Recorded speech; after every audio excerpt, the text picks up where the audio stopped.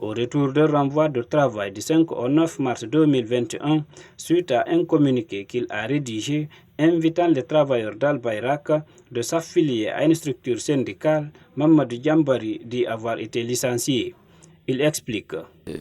Le mois de février, nous étions partis en grève à peu près 24 heures, énumérer beaucoup de points de revendication. Ils nous ont dit, ils ont accepté nos points de revendication, mais ça va rentrer en vigueur au mois de mars. Ils ont évoqué dans le rapport des 5 3e mois 2021, Mamadjan, vous êtes renvoyé du 5 3e mois jusqu'au 9 3e mois 2021. Maintenant, le 10, je vais maintenant, comme c'était 5 jours, les 5 jours sont arrivés à terme. Je me suis rendu au bureau maintenant, je me suis présenté, j'ai dit, bon, je suis venu pour reprendre le service. À ma grande surprise, il me fait sortir un rapport, soi-disant, M. Mamadjan, vous êtes licencié.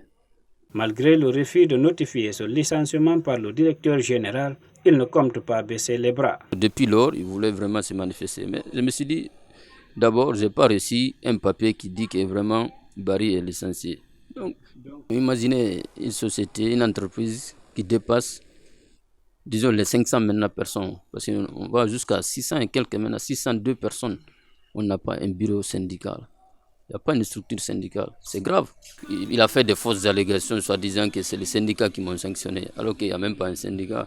Sinon, c'est eux-mêmes qui nous suggéré de faire ce syndicat. Mais d'ici lundi, rien n'est fait. On partira, eux aussi, ils vont partir en grève. Donc, je vais le suivre dans un premier temps.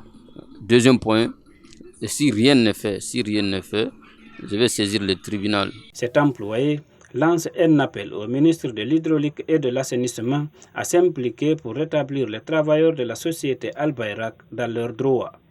Toutes nos tentatives pour avoir la directrice chargée de la communication de la dite société sont restées vaines.